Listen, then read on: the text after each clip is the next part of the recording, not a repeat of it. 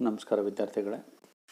ಕೊನೆಯ ತರಗತಿಯಲ್ಲಿ ನಾವು ಈ ಬುದ್ಧಿಶಕ್ತಿ ಪರಿಕಲ್ಪನೆ ಮತ್ತು ಬುದ್ಧಿಶಕ್ತಿ ಸೂಚ್ಯಾಂಕ, ಬುದ್ಧಿಲಬ್ಧ ಹೇಗೆ ಕಂಡುಹಿಡಿಬೇಕು, ಮಾನಸಿಕ ವಯಸ್ಸು ಹೇಗೆ ಕಂಡುಹಿಡಬೇಕು, ದೈಹಿಕ ವಯಸ್ಸು ಹೇಗೆ ಕಂಡುಹಿಡಬೇಕು ಎಂಬುದರ ಬಗ್ಗೆ 3 ಸೂತ್ರಗಳು ನಾವು ನೋಡಿದ್ದೀವಿ.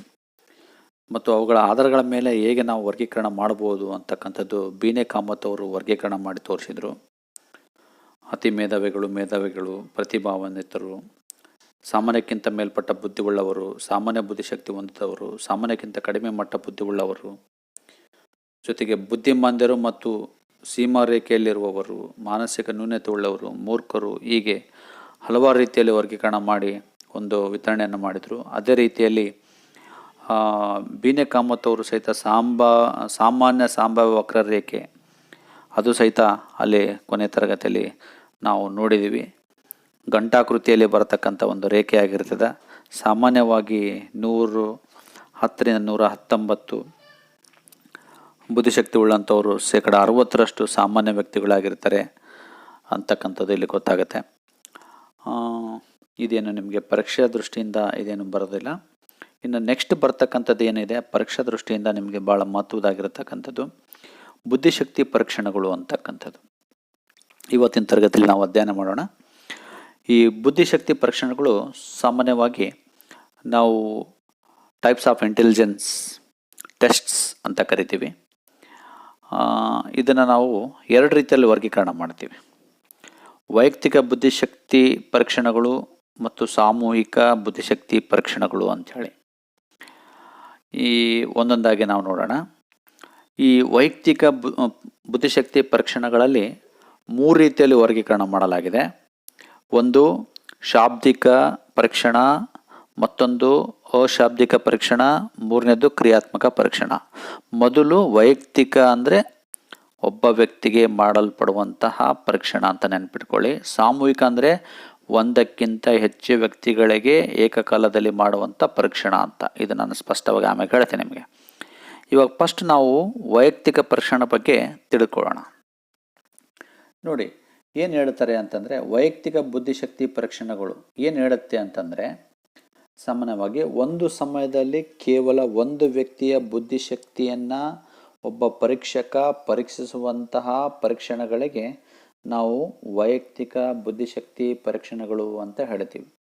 ಅಂದರೆ ಕೇವಲ ಒಬ್ಬ ವ್ಯಕ್ತಿಗೆ ಮಾತ್ರ ಪರೀಕ್ಷೆಗೆ ಒಳಪಡಿಸಿದ್ದೇ ಆದರೆ ಅದು ವೈಯಕ್ತಿಕ ಬುದ್ಧಿಶಕ್ತಿ ಪರೀಕ್ಷಣ ಅಂತ ಹೇಳ್ತೀವಿ. ಇದನ್ನು ಮೊಟ್ಟ ಮೊದಲ ಬಾರಿಗೆ ಫ್ರಾನ್ಸ್ ದೇಶದ ಆಲ್ಫ್ರೆಡ್ ಬೀನೆ ಅವರು 1905ರಲ್ಲಿ ಏನು ಮಾಡ್ತಾರೆ ಅಂತಂದರೆ ಈ ಪರೀಕ್ಷಣವನ್ನು ಕೈಗೆತ್ತಿಕೊಳ್ತಾರೆ. ತದನಂತರ ಈ ಒಂದು ಪರೀಕ್ಷಣದ ಪಿತಾಮಹ ಅಂತಲೂ ಕರಿತೀವಿ. ವೈಯಕ್ತಿಕ ಬುದ್ಧಿಶಕ್ತಿ ಪಿತಾಮಹ ಯಾರಪ್ಪ ಅಂದ್ರೆ ಆಲ್ಫ್ರೆಡ್ ಬೀನೆ ಅಂತ ಹೇಳ್ತೀವಿ. ಬುದ್ಧಿಶಕ್ತಿ ಪರೀಕ್ಷಣ ಪಿತಾಮಹ ಯಾರಪ್ಪ ಅಂತಂದ್ರೂ ಆಲ್ಫ್ರೆಡ್ ಬೀನೆ ಅಂತಲೇ ಹೇಳ್ತೀವಿ, ಮರಿಬೇಡ್ರಿ. ವೈಯಕ್ತಿಕ ಬುದ್ಧಿಶಕ್ತಿ ಪರೀಕ್ಷಣಗಳನ್ನು ನಾವು ಈಗಾಗಲೇ ಹೇಳ್ದಂಗೆ 3 ರೀತಿಯಲ್ಲಿ ವರ್ಗೀಕರಣ ಮಾಡ್ತೇವೆ. ಒಂದು ಶಾಬ್ದಿಕ, ಮತ್ತೊಂದು ಅಶಾಬ್ದಿಕ, ಮೂರನೇದು ಕ್ರಿಯಾತ್ಮಕ ಪರೀಕ್ಷಣಗಳು ಅಂಥೇಳಿ. ವೈಯಕ್ತಿಕ ಶಾಬ್ದಿಕ ಬುದ್ಧಿಶಕ್ತಿ ಪರೀಕ್ಷಣ ಅಂದರೆ ಏನು ನೋಡಿ.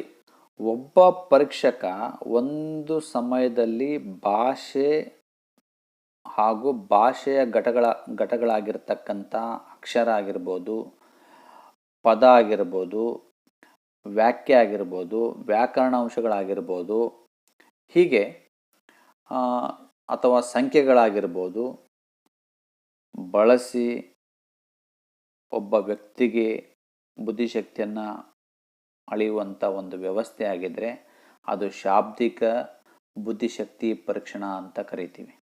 ನೋಡಿ, ಒಬ್ಬ ವ್ಯಕ್ತಿಗೆ ಬಳಸಬೇಕಾದ್ರೆ ಅಕ್ಷರ ಬಳಸಿ, ಪದಗಳನ್ನು ಬಳಸಿ, ವಾಕ್ಯಗಳನ್ನು ಬಳಸಿ, ವ್ಯಾಕರಣಗಳನ್ನು ಬಳಸಿ, ಸಂಖ್ಯೆಗಳನ್ನು ಬಳಸಿ ಕೇವಲ ಒಬ್ಬ ವ್ಯಕ್ತಿಯ ಬುದ್ಧಿಶಕ್ತಿಯನ್ನು ಅಳಿತಕ್ಕಂಥ ಪರೀಕ್ಷಣೆ ಆಗಿದ್ದರೆ ಅದು ಏನಂತೀವಿ, ವೈಯಕ್ತಿಕ ಶಾಬ್ದಿಕ ಬುದ್ಧಿಶಕ್ತಿ ಪರೀಕ್ಷಣ ಅಂತ ಕರಿತೀವಿ. ಉದಾಹರಣೆ ಯಾವುವು ಇಂಥವು ಅಂತಂದರೆ, ಸಾಮಾನ್ಯವಾಗಿ ಇಂಥ ಪರೀಕ್ಷಣೆಗಳು ಯಾವುವು ಅಂತಂದರೆ 3 ರೀತಿಯಲ್ಲಿ ಬರ್ತವೆ. ಬೀನೆ ಸೈಮನ್ ಬುದ್ಧಿಶಕ್ತಿ ಪರೀಕ್ಷಣ ಅಂಥೇಳಿ, ಎರಡನೇದು ಸ್ಟ್ಯಾನ್ಫೋರ್ಡ್ ಬೀನೆ ಬುದ್ಧಿಶಕ್ತಿ ಪರೀಕ್ಷಣ ಅಂಥೇಳಿ. ಇನ್ನು ಮೂರನೇದು ಬೀನೆ ಕಾಮತ್ ಬುದ್ಧಿಶಕ್ತಿ ಪರೀಕ್ಷೆ ಅಂಥೇಳಿ. ಇವು ಮೂರು ನಾವು ನೆನ್ಪಿಟ್ಕೋಬೇಕು. ಬೀನೆ ಸೈಮನ್, ಸ್ಟ್ಯಾನ್ಫೋರ್ಡ್ ಬೀನೆ, ಬೀನೆ ಕಾಮತ್. ಇವು ಮೂರು ಪರೀಕ್ಷಣಗಳು ಯಾವಾಗಿರ್ತವೆ ಅಂದರೆ ಶಾಬ್ದಿಕ, ವೈಯಕ್ತಿಕ ಶಾಬ್ದಿಕ ಬುದ್ಧಿಶಕ್ತಿ ಪರೀಕ್ಷಣಕ್ಕೆ ಉದಾಹರಣೆಗಳು ಇವು. ಇನ್ನು ಎರಡನೇದಾಗಿ ನಾವು ನೋಡೋದಾದರೆ ವೈಯಕ್ತಿಕ ಅಶಾಬ್ದಿಕ ಬುದ್ಧಿಶಕ್ತಿ ಪರೀಕ್ಷಣಗಳು ಅಂತ ಹೇಳ್ತೀವಿ. ಅಶಾಬ್ದಿಕ ಇಲ್ಲಿ ಏನು ಬಳಸ್ತಾರೆ ಸಾಮಾನ್ಯವಾಗಿ, ಇಲ್ಲಿನೂ ಸಹಿತ ಒಂದೇ ನಿರ್ದಿಷ್ಟ ಸಮಯದಲ್ಲಿ ಒಬ್ಬ ವ್ಯಕ್ತಿ ಅಥವಾ ಒಬ್ಬ ಪರೀಕ್ಷಕ ಒಬ್ಬ ವ್ಯಕ್ತಿಯನ್ನೇ ಪರೀಕ್ಷಣೆಗೆ ಒಳಪಡಿಸ್ತಕ್ಕಂಥದ್ದಿರುತ್ತೆ.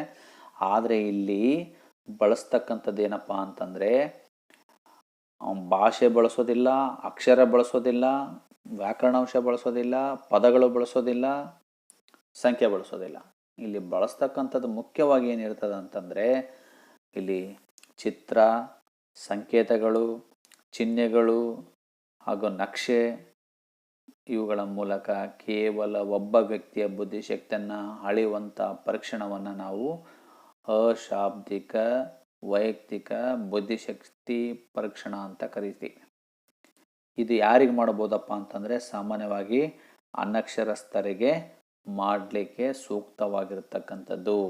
ಭಾಷೆ ಅರಿಯದೇ ಇರತಕ್ಕಂಥ ಅನಕ್ಷರಸ್ಥ ವ್ಯಕ್ತಿಗಳ ಬುದ್ಧಿಶಕ್ತಿ ಅಳೆಯುವಂಥ ಮಾಪನ ಯಾವುದಪ್ಪ ಅಂತ ಕೇಳಿದ್ರೆ ವೈಯಕ್ತಿಕ ಅಶಾಬ್ದಿಕ ಬುದ್ಧಿಶಕ್ತಿ ಪರೀಕ್ಷಣ ಅಂತ ಹೇಳ್ತೀವಿ. ಸಾಮಾನ್ಯವಾಗಿ ಇವು ಕೂಡ ಹೇಗಿರ್ತವೆ ಅಂದರೆ ಪೇಪರ್ ಪೆನ್ಸಿಲ್ ಪರೀಕ್ಷಣೆಗಳಾಗಿರ್ತವೆ.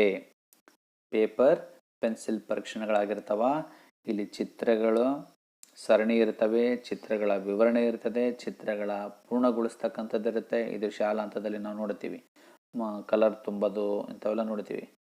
ಇಂಥ ಮುಂತಾದ ಆಗಿರ್ತಕ್ಕಂಥ ಪರೀಕ್ಷೆಗಳು ನಮಗೆ ಉದಾಹರಣೆಯಾಗಿ ಸಿಗ್ತಕ್ಕಂಥವು ಯಾವಪ್ಪ ಅಂತಂತಂದರೆ ಸಾಮಾನ್ಯವಾಗಿ ರೆವೆನ್ಸ್ ಪ್ರೋಗ್ರೆಸಿವ್ ಮ್ಯಾಟ್ರಿಕ್ ಪರೀಕ್ಷೆ ಅಂತ ಕರಿತೀವಿ. ಇದು ಒಂದು ಉದಾಹರಣೆಯಾಗಿ ತೆಗೆದುಕೊಳ್ಬೋದು. ರೆವೆನ್ಸ್ ಪ್ರೋಗ್ರೆಸಿವ್ ಮ್ಯಾಟ್ರಿಕ್ಸ್ ಪರೀಕ್ಷೆ ಅಂತ ಹೇಳಿ ಈ ಒಂದು ವೈಯಕ್ತಿಕ ಶಾಬ್ದಿಕ ಪರೀಕ್ಷಣಕ್ಕೆ ಉದಾಹರಣೆಯಾಗಿರ್ತಕ್ಕಂಥದ್ದು. ಇನ್ನು ಮೂರನೇದು ಅಂತ ನಾವು ನೋಡೋದಾದರೆ ವೈಯಕ್ತಿಕ ಕ್ರಿಯಾತ್ಮಕ ಬುದ್ಧಿಶಕ್ತಿ ಪರೀಕ್ಷಣ ಅಂತೇಳಿ.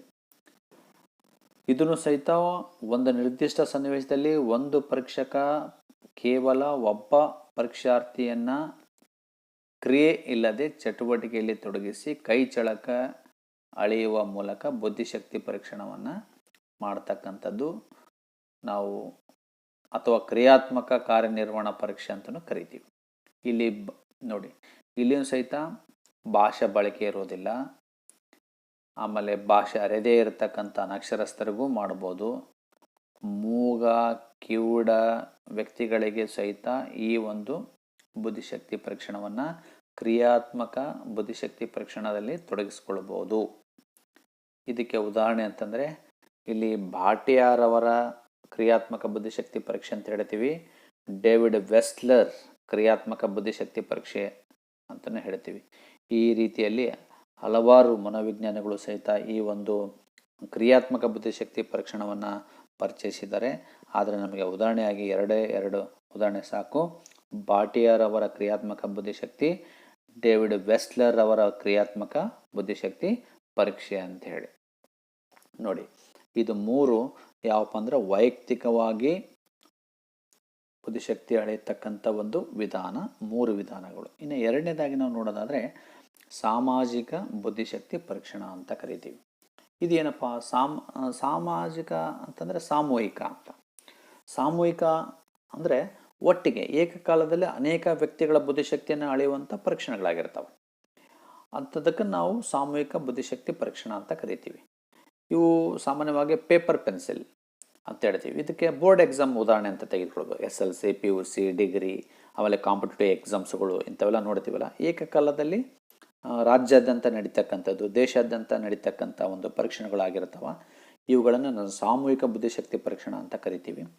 ಇವುಗಳನ್ನು ಸಾಮಾನ್ಯವಾಗಿ ಪ್ರಥಮ ಜಾಗತಿಕ ಯುದ್ಧ, ಮೊದಲನೇ ಮಹಾಯುದ್ಧದ ಸಂದರ್ಭದಲ್ಲಿ ಮೊಟ್ಟ ಮೊದಲ ಬಾರಿಗೆ ಯಾರಪ್ಪ ಅಂದ್ರೆ ಅಮೇರಿಕದ ಒಬ್ಬ ಅರ್ಥರ್ ಓಟಿಸ್ ಅಂತಕ್ಕಂಥವ್ರು ಇದನ್ನು ಮೊಟ್ಟ ಮೊದಲ ಬಾರಿಗೆ ಸರ್ಕಾರದಲ್ಲಿ ನೇಮಕ ಮಾಡಿಕೊಳ್ಳಿಕ್ಕೆ ಸಮರ್ಥ ವ್ಯಕ್ತಿ ಅಥವಾ ಅರ್ಹ ವ್ಯಕ್ತಿಗಳನ್ನು ಆಯ್ಕೆ ಮಾಡಿಕೊಳ್ಳಿಕ್ಕೆ ಇದನ್ನು ಮೊಟ್ಟ ಮೊದಲ ಬಾರಿಗೆ ಅದನ್ನು ಆಯ್ಕೆ ಮಾಡಿಕೊಳ್ತಾನೆ, ಯಶಸ್ವಿ ಸಹಿತ ಆಗ್ತಾರೆ. ಇಂಥವುಗಳಲ್ಲಿ 2 ವಿಧಗಳನ್ನಾಗಿ ವರ್ಗೀಕರಣ ಮಾಡ್ತಾನೆ. ಸಾಮೂಹಿಕ ಶಾಬ್ದಿಕ ಬುದ್ಧಿಶಕ್ತಿ ಪರೀಕ್ಷಣ ಅಂತ ಹೇಳಿ, ಮತ್ತು ಎರಡನೇದು ಸಾಮೂಹಿಕ ಅಶಾಬ್ದಿಕ ಬುದ್ಧಿಶಕ್ತಿ ಪರೀಕ್ಷಣ ಅಂತ ಹೇಳಿ. ಏನದು ಸಾಮೂಹಿಕ ಶಾಬ್ದಿಕ ಬುದ್ಧಿಶಕ್ತಿ ಪರೀಕ್ಷಣ ಅಂದರೆ ಒಂದು ಏಕಕಾಲದಲ್ಲಿ ಅನೇಕ ಅಕ್ಷರಸ್ಥ ಅಂದರೆ ಓದು ಬರಹ ಉಳ್ಳಂಥ ವ್ಯಕ್ತಿಗಳ ಯಾರು ಬಲ್ಲವರಾಗಿರ್ತಾರೋ ಅವರ ಬುದ್ಧಿಶಕ್ತಿಯನ್ನು ಅಳಿತಕ್ಕಂಥದ್ದಾಗಿರುತ್ತದೆ. ಇಲ್ಲಿ ಭಾಷಾ ಬಳಕೆ ಸಾಮಾನ್ಯವಾಗಿ ಇರುತ್ತದೆ. ಶಾಬ್ದಿಕದಲ್ಲಿ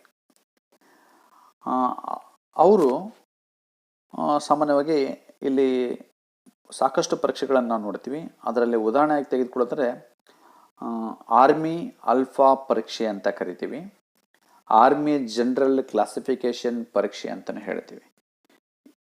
ಆರ್ಮಿ ಜನರಲ್ ಕ್ಲಾಸಿಫಿಕೇಶನ್ ಪರೀಕ್ಷೆ ಅಂಥೇಳಿ ಇವು ಸಾಮೂಹಿಕ ಶಾಬ್ದಿಕ ಪರೀಕ್ಷಣಕ್ಕೆ ಉದಾಹರಣೆ ಆಗಿರ್ತಕ್ಕಂಥವು. ಇವು ರೆಫರೆನ್ಸ್ ಮಾಡ್ತಕ್ಕಂಥದ್ದು, ಇವರು ಹೇಗೆ ಮಾಡಬೇಕು ಅಂತಕ್ಕಂಥದ್ದನ್ನು ಇವರು ತಿಳಿಸಿಕೊಡ್ತಾರೆ. ಅವುಗಳನ್ನು ಅನುಸರಿಸಿ ಪರೀಕ್ಷೆಗಳನ್ನು ಕೈಗೊಳ್ತಕ್ಕಂಥದ್ದಾಗಿರುತ್ತೆ. ಇನ್ನು ಎರಡನೇದು ಅಶಾಬ್ದಿಕ ಅಂದರೆ ಸಾಮೂಹಿಕ ಅಶಾಬ್ದಿಕ ಬುದ್ಧಿಶಕ್ತಿ ಪರೀಕ್ಷಣ ಅಂತ. ಇದೂ ಸಹಿತ ಏಕಕಾಲದಲ್ಲಿ ಅನಕ್ಷರಸ್ಥರಿಗೆ ಮಾಡುವಂಥ ಒಂದು ಪರೀಕ್ಷಣವಾಗಿರುತ್ತದೆ.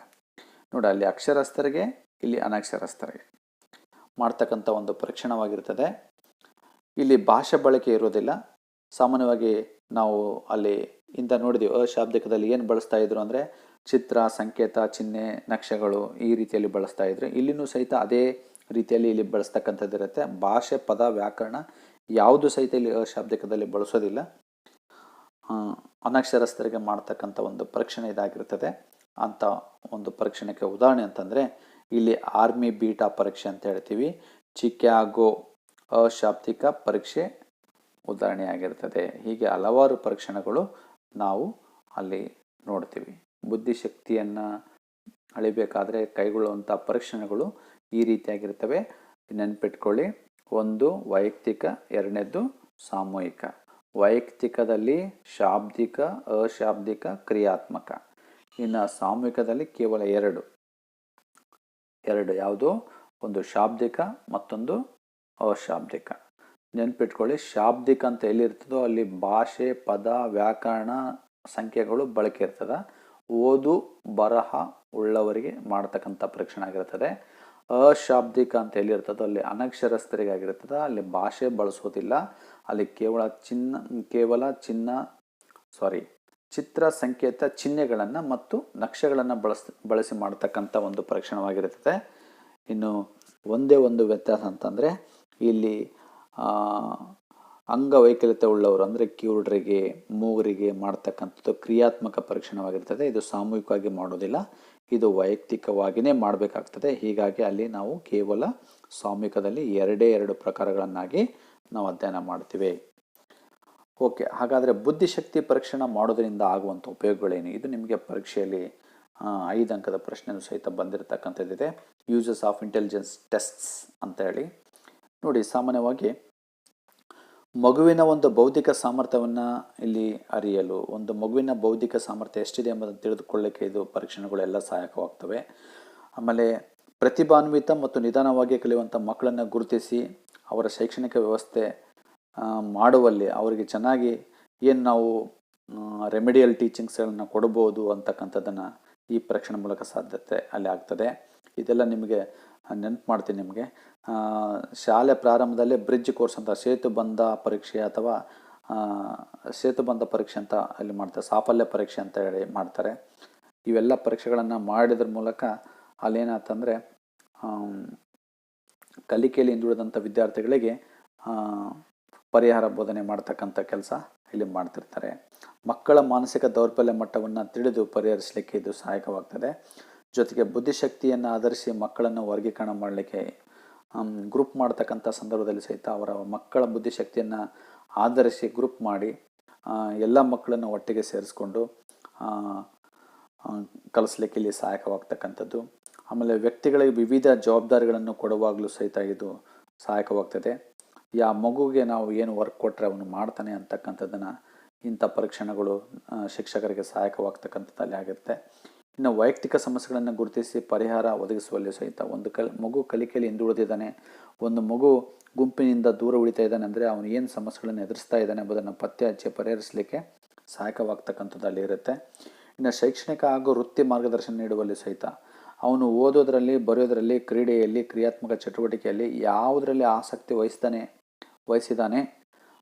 ಇದ್ದಾನೆ ಎಂಬುದರ ಬಗ್ಗೆ ತಿಳಿದುಕೊಳ್ಳಲಿಕ್ಕೂ ಸಹಿತ ಇಂಥ ಪರೀಕ್ಷಣಗಳು ನಮಗೆ ಸಹಾಯಕವಾಗ್ತಕ್ಕಂಥದ್ದು.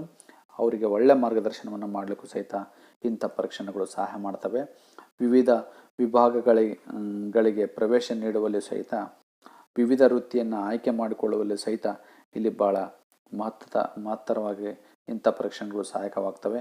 ಉದಾಹರಣೆಯಾಗಿ ನಾವು ನೋಡ್ತಿರ್ತೀವಿ, SLCಯಲ್ಲಿ ನಾವು ಇಂಗ್ಲೀಷು, ಮ್ಯಾಥಮೆಟಿಕ್ಸು, ಸೈನ್ಸು 100ಕ್ಕೆ 95, 98, 96 ಈ ಥರ ತೆಗೆದುಕೊಂಡಾಗ ಆ ಮಗು ಏನು ಮಾಡುತ್ತೆ, ಮನೆಯಲ್ಲಿ ಸಹಿತ ಆ ಮಗು ಆಯ್ಕೆ ಏನು ಮಾಡುತ್ತೆ ಅಂತಂದರೆ ವಿಜ್ಞಾನ ಕ್ಷೇತ್ರವನ್ನು ಆಯ್ಕೆ ಮಾಡಿಕೊಳ್ತಕ್ಕಂಥದ್ದು ನಾವು ನೋಡ್ತೀವಿ. ಗಣಿತದಲ್ಲಿ ಸ್ವಲ್ಪ ಜಾಸ್ತಿ ಇತ್ತು, ವಿಜ್ಞಾನದಲ್ಲಿ ಕಡಿಮೆ ಇತ್ತು ಅಂತಂದರೆ ಫಿಸಿಕ್ಸ್, ಕೆಮಿಸ್ಟ್ರಿ, ಬಯಾಲಜಿ ಇಂಥ ವಿಷಯಗಳಲ್ಲಿ ಭಾಳ ಕಡಿಮೆ ತೊಗೊಂಡಿದ್ರು ಅಂದಾಗ ಆ ಮಗು ಕಾಮರ್ಸ್ ಹೋಗ್ಲಿಕ್ಕೂ ಅಲ್ಲಿ ಬಯಸ್ತದೆ. ಕೆಲ ಮಕ್ಕಳು ಕನ್ನಡ ಮತ್ತು ಇತಿಹಾಸ ಇಂಥ ವಿಷಯಗಳಲ್ಲಿ ಜಾಸ್ತಿ ಆಸಕ್ತಿ ವಹಿಸಿದರೆ ಆ ಮಗು ಆರ್ಟ್ಸ್ ಆಯ್ಕೆ ಮಾಡಿಕೊಳ್ತಕ್ಕಂಥದ್ದು ಇರುತ್ತೆ. ಇಷ್ಟೇ ಅಲ್ಲ, ಇನ್ನು ಕೆಲ ಮಕ್ಕಳು ಏನಪ್ಪ ಅಂದರೆ ಟೆಕ್ನಿಕಲ್ ಹಾಗೆ ನಾವು ನೋಡಿದಾಗ ತಾಂತ್ರಿಕತೆ ಬಗ್ಗೆ ಹೆಚ್ಚು ಆ ಮಗು ವಿವೇಚನೆ ಉಳ್ಳವನಾಗಿರ್ತಾನೆ ಅಂತಂದಾಗ ಅವನು ಡಿಪ್ಲೊಮಾ, ITI ಈ ಥರ ಆಯ್ಕೆ ಮಾಡಿಕೊಳ್ಳಿಕ್ಕೂ ಅಲ್ಲಿ ಸಾಧ್ಯತೆ ಇರುತ್ತದೆ. ಹೀಗಾಗಿ ಇಂಥ ಪರೀಕ್ಷಣೆಗಳು ಭಾಳಷ್ಟು ಅನುಕೂಲಕರವಾಗ್ತದೆ. ಆಮೇಲೆ ಮನೋರೋಗಿಗಳ ಚಿಕಿತ್ಸೆ ನೀಡುವಲ್ಲಿ ಸಹಿತ ಮಾನಸಿಕವಾಗಿ ಅವರು ಸಮಸ್ಯೆಗಳನ್ನು ಎದುರಿಸ್ತಿದ್ರೆ ಅಂಥ ಮಕ್ಕಳಿಗೂ ಸಹಿತ ನಾವು ಇಲ್ಲಿ ಏನು ಮಾಡ್ಬೋದು ಅಂದರೆ ಚಿಕಿತ್ಸೆ ನೀಡಲಿಕ್ಕೂ ಸಹಾಯಕವಾಗ್ತಕ್ಕಂಥದ್ದು. ಶೈಕ್ಷಣಿಕ ಸಂಶೋಧನೆ ಕೈಗೊಳ್ಳಲಿಕ್ಕೂ ಸಹಿತ ಇಂಥ ಒಂದು ಪರೀಕ್ಷಣೆಗಳು ನಮಗೆ ಸಹಾಯಕವಾಗ್ತವೆ. ಓಕೆ ವಿದ್ಯಾರ್ಥಿಗಳೇ, ಈಗ ಇವತ್ತಿನ ಒಂದು ತರಗತಿಯಲ್ಲಿ ಸಹಿತ ನಿಮಗೆ ಒಂದು 5 ಅಂಕದ ಪ್ರಶ್ನೆ ಇದಾಗಿರ್ತದೆ. 5 ಅಂಕದ ಪ್ರಶ್ನೆ 2 ಪ್ರಶ್ನೆಗಳು ಇಲ್ಲಿ ಆಗಿರ್ತವೆ. ಬುದ್ಧಿಶಕ್ತಿ ಪರೀಕ್ಷಣಾ ವಿಧಗಳನ್ನು ತಿಳಿಸಿ ವಿವರಿಸಿ ಅಂತೇಳಿ ಉದಾಹರಣೆ ಸಮೇತವಾಗಿ ವಿವರಿಸಿ ಅಂತ ಕೇಳ್ತಾರೆ. ಬುದ್ಧಿಶಕ್ತಿ ಪರೀಕ್ಷಣಾ ಉಪಯೋಗ ಏನು ಅಂತಕ್ಕಂಥದ್ದನ್ನು ಕೇಳ್ತಾರೆ. ಹೀಗೆ ನಿಮ್ಮ ಪಠ್ಯಪುಸ್ತಕವನ್ನು ಸರಿಯಾಗಿ ನೋಡಿ ಅಧ್ಯಯನ ಮಾಡಿ, ಏನೇ ಡೌಟ್ಸ್ ಇದ್ದರೂ ಸಹಿತ ನನ್ನ ಮೊಬೈಲ್ ನಂಬರಿಗೆ ಸಂಪರ್ಕ ಮಾಡಿ ನೀವು ಸಮಸ್ಯೆಯನ್ನು ಬಗೆಹರಿಸ್ಕೊಳ್ಬೋದು. ಮುಂದಿನ ಒಂದು ಟಾಪಿಕನ್ನು ಸಂವೇಗಾತ್ಮಕ ಬುದ್ಧಿಶಕ್ತಿ ಎಂಬುದರ ಬಗ್ಗೆ ತಿಳಿದುಕೊಳ್ಳೋಣ ವಿದ್ಯಾರ್ಥಿಗಳೇ. ನಮಸ್ಕಾರ.